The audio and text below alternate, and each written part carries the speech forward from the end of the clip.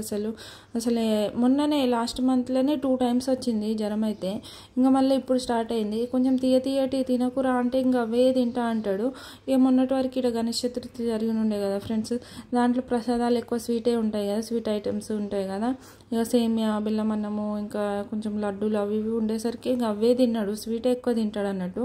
ఇక దానివల్ల అసలు ఫుల్ కఫ్ వస్తుంది. ఇక కఫ్ అయితే విపరీతంగా వస్తుంది అన్నట్టు. దానివల్ల అసలు నిద్రనే పోతలే వాడైతే. నాకైతే ముందు రోజు అయితే పాపకి స్టమక్ పెయిన్ అని మస్తు ఏడ్చింది పాప. అసలు ఆ స్టమక్ పెయిన్ అన్ని సిరప్లే తాగిచ్చినా కూడా అసలు అంటే ఏడుపు అనేది తగ్గలే అన్నట్టు. దానివల్ల అసలు నిద్ర లేకుండే. లిటరల్గా ఒక 2:33 వరకు ఆమె ఇట్లా ఉయ్యాలు ఊపుతూనే పడుకోవడము, ఉయ్యాలు ఆగితే ఏడవడం అట్లా అన్నట్టు. ఇక కొంచెం సేపు మా హస్బెండ్, కొంచెం సేపు నేను అట్లా ఊపుకుంటా నైట్ అంతా తీసినాము. ఇక మధ్యలో రాత్రి కొంచెం ఆమె లేచి మోషన్కి ఇట్లా పోయి గ్యాస్ అంతా రిలీజ్ చేసిన తర్వాత పడుకున్నది. ఇక తర్వాత ఇంకో రోజేమో ఇక మా అయ్యానికి ఫీవర్ స్టార్ట్ అయింది అన్నట్టు. ఆ నైట్ కూడా అసలు నిద్రనే లేదు. ఎంత ఫీవర్ తోటి ఇట్లా వనికి పోతున్నాడు వాడు. ఇక ఏడుస్తున్నాడు, మళ్ళీ కఫ్ వస్తుంది, దానివల్ల నిద్ర పట్టట్లే. ఇక దానికోసం అని చెప్పి ఇక నైట్ అంతా ఇక వానితోనే ఉన్నాం అన్నట్టు. ఇక కర్చీప్తో దుడవడము, అవి మొత్తం సిరప్లు తాగిచ్చడము, అట్లా చేసి ఇక నైట్ అయితే తీసినాం, నైట్ అంతా ఇలా తీసినాం అన్నట్టు. ఇక మార్నింగ్ అయితే ఒకసారి డాక్టర్ దగ్గర చెకప్ చేయించుకోరా, ఫీవర్ ఎట్లా వస్తుంది ఏంది అని చెప్పేసి వెళ్తే ఇక 103 అయితే ఫీవర్ వచ్చింది ఫ్రెండ్స్. అసలు అంత ఫీవర్, మన ఒక టెంపరేచర్ పెరిగితేనే ఫుల్ బాడీ హీట్ అయిపోతుంది, అట్లాంటి 3-4 డిగ్రీస్ పెరిగినాయి అన్నట్టు.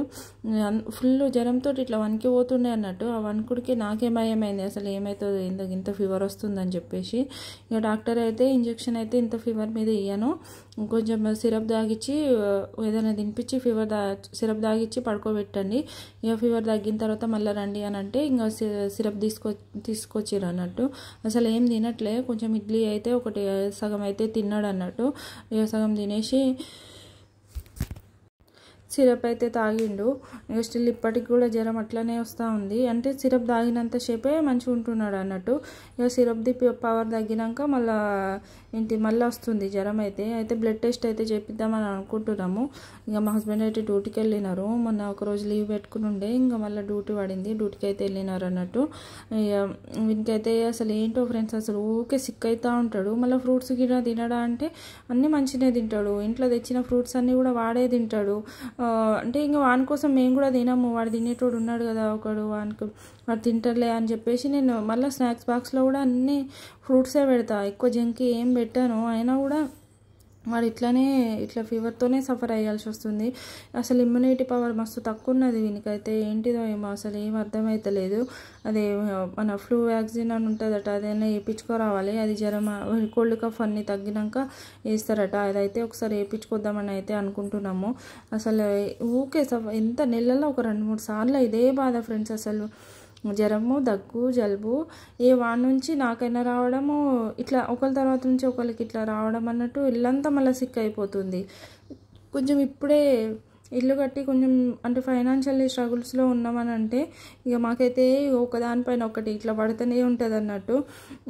ఇంకా కొంచెం ఇక మా అంటే అడ్జస్ట్ అయ్యి ఉండేటట్టు ఉన్నది ఫ్రెండ్స్. అసలు లోన్స్ ఉన్నాయి, ఈఎంఐలు ఉన్నాయి, అన్నీ కట్ అయిపోతూ ఉంటాయి కదా. పైసలు అనేటివి మిగిలాయి అన్నట్టు లాస్ట్ వచ్చేసరికి. కాకపోతే ఇంకా ఈ మా హెల్త్ ప్రాబ్లం వచ్చినప్పుడు ఏం చేస్తాం చెప్పండి, అవి ఖచ్చితంగా పెట్టాల్సిందే కదా మన దగ్గర ఉన్నా లేకున్నా కూడా.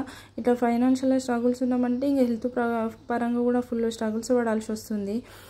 ఏందో ఏమో దేవుడైతే అసలు ఏమనుకుంటుండో మా గురించి అయితే. అసలు ఎంత ఘోరంగా ఫీవర్ అంటే మొన్న రాఖీ అప్పుడైతే ఇంకా అందరికి ఇంట్లోనైతే కంటిన్యూస్గా ఒకళ్ళ తర్వాత ఒకరికి ఫీవరే వచ్చింది. అసలు ఒక 1 month అట్లా సఫర్ అయినామా. మళ్ళీ దాని తర్వాత మా అందరికీ క్యూర్ అయింది. మళ్ళీ అయానికి మధ్యలో ఒకసారి వచ్చింది, మళ్ళీ తగ్గిందా, ఇప్పుడు మళ్ళీ స్టార్ట్ అయింది అన్నట్టు. ఇప్పుడైతే మస్తు ఘోరంగా ఫీవర్ వస్తుంది. అసలు ఏందో మళ్ళీ కఫ్ అయితే అసలు ఘోరంగా ఉన్నది. అసలు ఏందో ఏమో అసలు ఏం అర్థమవుతలే. పాపనైతే కొంచెం బాగానే ఉంది. ఇంకా దగ్గర పెట్టకండి, దూరం ఉంచండి అంటే మరీ దూరం అయితే చేయలేం కదా ఇద్దరిని. ఇక వాళ్ళిద్దరూ కొంచెం ఇన్ని రోజులు కలిసి ఆడుకుంటారు, మరీ ఒకటేసారి దూరం అయితే అయ్యానైతే బెంకటిల్లినట్టు అవుతాడు, నన్ను ఎందుకు దూరం పెడుతున్నారు ఇట్లా అని చెప్పేసి. ఇక ఎక్కువ దూరం అయితే పెట్టాను, కొంచెం టైంలో ఆడుకుంటున్నారు. కొంచెం దూరం అయితే అంటే తగ్గే టైంలో అట్లాంటి టైంలో దూరం అయితే ఇక కొన్ని జాగ్రత్తలు అయితే తీసుకుంటున్నాము. ఇక్కడనైతే అయ్యాన్ కోసం అని చెప్పి ఫిష్ అయితే తెప్పించిన నేను. ఇంకా మా హస్బెండ్ అయితే ఇంకా జ్వరం వస్తుంటే నాన్ వెజ్ ఎందుకు అది ఇది అని చెప్పి అంటారు. అంటారు, కానీ ఇక ఫిష్ తింటే ఏం కాదు కదా ఫ్రెండ్స్. అసలు వాడు ఒకటే ఫిష్ తింటాడు మంచిగా, అంటే ఫ్రై చేసి కొంచెం కారం మసాలాలు ఇట్లా వేసిన ఫిష్ ఫ్రై చేసిన దాంట్లో ఏర్పడదు కదా, కొంచెం అవి అయితేనే తింటాడు అన్నట్టు. మా మెడికల్లో చూడండి ఎంత ఉన్నాయో సిరప్లు, అసలు అన్ని సిరప్లు, అన్ని గానం సిరప్లు ఉన్నాయి. కొన్ని అయితే ఇంకా బయట పడేసినాం, అయిపోయినాయి. నేనైతే వీనికి ఇంజెక్షన్ వేయించుకొని అయితే తీసుకొచ్చాను అన్నట్టు.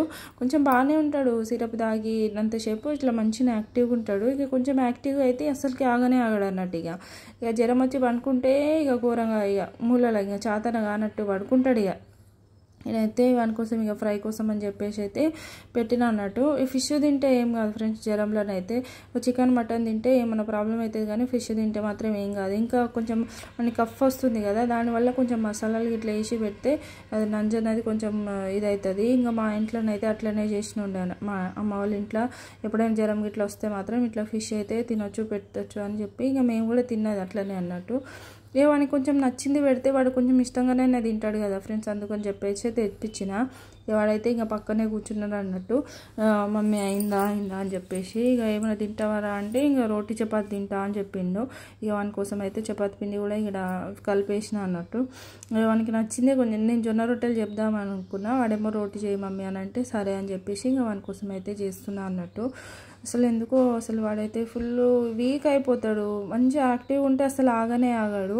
కొంచెం ఇంట్లో పిల్లలు యాక్టివ్గా ఉండి అటు ఇటు తిరుగుతూ ఉంటేనే మనకు కూడా మంచి ఎనర్జీ ఉంటుంది, పాజిటివ్ వైబ్స్ అన్నిటి ఉంటాయి. వాళ్ళు డల్లుగా ఉంటే అసలు ఇల్లంతా ఇక మూగబడినట్టు డల్లుగా అనిపిస్తుంది.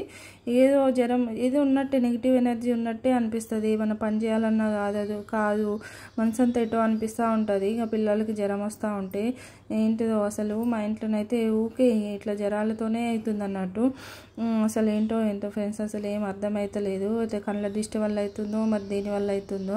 చూసే జనాలకైతే ఇంకా ఎట్లా అంటే ఇంకా ఇంత చిన్న ఏజ్లోనే ఇల్లు కట్టుకున్నారు అంటే ఇంకా మేము అంటే మిడిల్ అంటే ఇంకా బిలో మిడిల్ క్లాస్ నుంచి వచ్చిన కష్టపడి కట్టుకున్నాం ఫ్రెండ్స్, ఇంకెవరో సొమ్ము కాదు అది. ఇంకా మా హస్బెండ్ జాబ్ నుంచి అంటే లోన్ పెట్టుకొని, హౌస్ లోన్ పెట్టుకొని, ఇంకా మా గోల్డ్ అంతా బ్యాంకులో పెట్టి, ఇంకా బయట కొన్ని లోన్లు తీసి ఇంకా అప్పులు చేసి అవన్నీ చేసి మేము కట్టుకున్నాము. అవి మేము తెరుపుతున్నాము. అవి మేము ఎట్లా కట్టుకున్నాం ఏంటనేది మాకు తెలుసు కదా ఫ్రెండ్స్. ఇంకా చూసే జనాలకి మంచిగా ఇల్లు కట్టుకున్నారు ఇంత చిన్న ఏజ్లోనే, మంచిగా 2 పిల్లలు పుట్టినారు, మంచిగా ఉన్నారు, వీళ్ళకేం కష్టం ఉన్నది, వీళ్ళకేం బాధ ఉన్నది అని చెప్పి బయట జనాలకు అనిపిస్తుంది. కానీ ఎంత స్ట్రగుల్ పడుతున్నాం అనేది ఓన్లీ మాకు మాత్రమే తెలుసు. అది మేము ఎంత అడ్జస్ట్ అయి ఉంటున్నాము. ఏదైనా ₹1 ఖర్చు చేయాలంటే 1కి 10 సార్లు ఆలోచించాల్సి వస్తుంది. ఇక అలాంటి సిచ్యువేషన్లో మేము ఉన్నాము ఫ్రెండ్స్. ఎందుకంటే ఇక అటు అన్నీ ఇప్పుడు అవ్వ కావాలి బువ్వ కావాలంటే కాదు కదా ఫ్రెండ్స్. ఇప్పుడు ఇటు ఇల్లు కావాలి, అటు అంటే మనకు నచ్చినవన్నీ కావాలి అంటే కుదరదు కదా, కొన్ని అడ్జస్ట్ అవుతూ ఉండాలి. ఇక అట్లనే అడ్జస్ట్ అయి ఉంటున్నాము. అని ఇంకా బయట కళ్ళు ఎట్లుంటాయి అని అంటే ఇక వీళ్ళకేంది ఇల్లు కట్టుకున్నారు మంచిగానే ఉన్నారు అన్నట్టుగా చూస్తున్నారు అన్నట్టు. ఇక మా స్ట్రగుల్ ఏంటో మాకు తెలుసు. దానివల్ల ఇంకా కళ్ళ దిష్టి వల్ల అవుతుందో దేనివల్ల అవుతుందో అసలు ఇంట్లో కూడా అసలు ఏం మంచిగా ఉండట్లే అన్నట్టు. బయటికి వెళ్ళి ఏమైనా చేద్దామని అంటే జాబ్ ఇట్లా చేద్దామంటే 2 చిన్నపిల్లలు అయినరు నాకైతే. ఇక చూసే జనాలకి ఎట్లా అనిపిస్తుంది అంటే ఇంకా మంచిగా వాళ్ళ హస్బెండ్ తెచ్చి పెడుతుంటే ఇంట్లో కూర్చి తింటున్నారు, వీళ్ళకేమున్నది అట్లా అని అనిపిస్తుంది. కాకపోతే ఇంకా ఎంతగానో పోస్ట్ గ్రాడ్యుయేషన్లో చేసి కూడా ఏంది నా పిల్లలను నేనే కదా చూసుకోవాలి, నేను కన్నందుకు అంటే ఇంకానైతే రాలేదు. యూట్యూబ్ ఛానల్ అయితే మానిటైజేషన్ కాలే అన్నట్టు. కాకపోతే ఇంకో కొన్ని రోజుల్లో అయితే అవుతుంది, ఇంకా 1 మంత్లో అయితే మానిటైజేషన్ అయితే అయిపోతుంది. ఇక ఏదో ఒకటి చేయాలి, ఇక నా నుంచి ఇంత సంపాదన వస్తుందని మా హస్బెండ్కి అయితే చెప్పాలి నేను అన్నట్టుగా నాకు బాగా ఉందన్నట్టు. ఇక ఏంటిదంటే బయటికి వెళ్ళి నేను చేయలేను కదా ఫ్రెండ్స్. ఇప్పుడైతే ఇంకా మా బాబు ఇప్పుడే స్కూల్కి వెళ్తున్నాడు, పాప చిన్న పాపనే. ఇంకెవరైనా చూడడానికి ఉన్నా కూడా నేను వెళ్ళలేను, ఎందుకంటే ఇంత చిన్నపిల్లలను ఎవరిపైన వదిలేసి నేనైతే వెళ్ళలేను. ఒక తల్లి చూసినంత పేషెన్స్తోని వేరే వాళ్ళు ఎవ్వరు చూడలేరు వాళ్ళ పిల్లలని. అందుకని చెప్పేసి నేను బయటికి వెళ్ళి అయితే జాబ్ చేయలేను. చూసే జనాలకైతే ఇంక అట్లా అనిపించేది. ఇంట్లో ఉండి పడి తింటున్నారు అది ఇదని చెప్పేసి పడుకొని ఉంటున్నారు అది ఇదని అంటారు.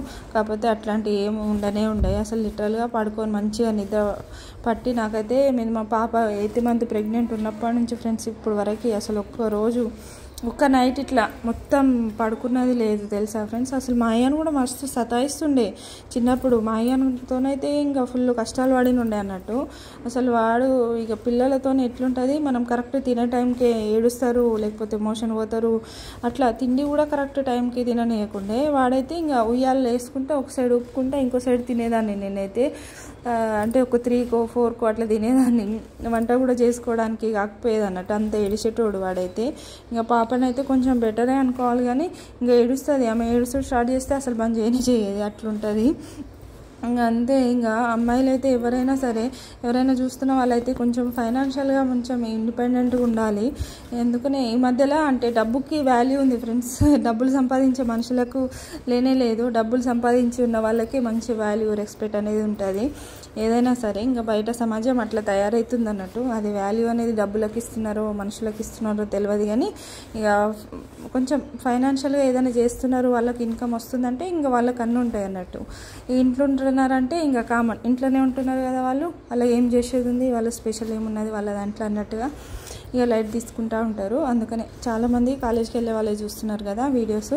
ఇక వాళ్ళకి చెప్తున్నా, కొంచెం ఫైనాన్షియల్గా ఇక అనవసరమైన రిలేషన్షిప్లో వాటిలలో ఇట్లలో పోకుండా మంచిగా చదువుకొని మంచిగా మీ కాళ్ళ మీద నిలబడండి. మీ కాళ్ళ మీద మీరు నిలబడిన తర్వాత మీకు క్లారిటీ వచ్చినాకనే ఇంకా మ్యారేజ్ చేసుకోండి ఫ్రెండ్స్. అనవసరంగా ఇట్లా అంటే ఒకసారి మ్యారేజ్ చేసుకున్నాం అనుకోండి, అది ఒక ప్రాసెస్ లాగా ఉంటుంది. ఏ పిల్లలను కనాలి, వాళ్ళని పెద్ద చేయాలి, మళ్ళీ స్కూల్కి పంపాలి. అసలు వీటిలో నుంచి బయటికి రావడానికి కొన్ని సంవత్సరాలే టైం పడుతుంది అన్నట్టు. ఇంకా అప్పుడు ఇంట్లో కూర్చొని ఏమైనా చేస్తే బాగుండు, మనకు కూడా ఏదైనా ఉంటే బాగుండు, అది ఇది అని చెప్పి అంటే థింక్ చేస్తూ ఉంటాం అన్నట్టు. ఎంత చదువుకొని కూడా అసలు ఏం చేయట్లే, బయటికి వెళ్ళడానికి వీలు కాదు. మొత్తం ఇక ఒక చిక్కుముడిలో పడిపోయినట్టే. దాని నుంచి బయటికి రావాలంటే మినిమం ఒక 10 years అట్లా పడుతుంది అన్నట్టు. అందుకనే చెప్తున్నా, ఏదో ఒకటి ఫైనాన్షియల్గా ఫస్ట్ నుంచే మంచిగా స్ట్రాంగ్ ఉంటే దాని తర్వాత దాన్ని కంటిన్యూ చేసుకుంటా ఇవన్నీ చేసుకోవచ్చు అన్నట్టు. ఈ వీడియోనైతే ఇంతే ఫ్రెండ్స్.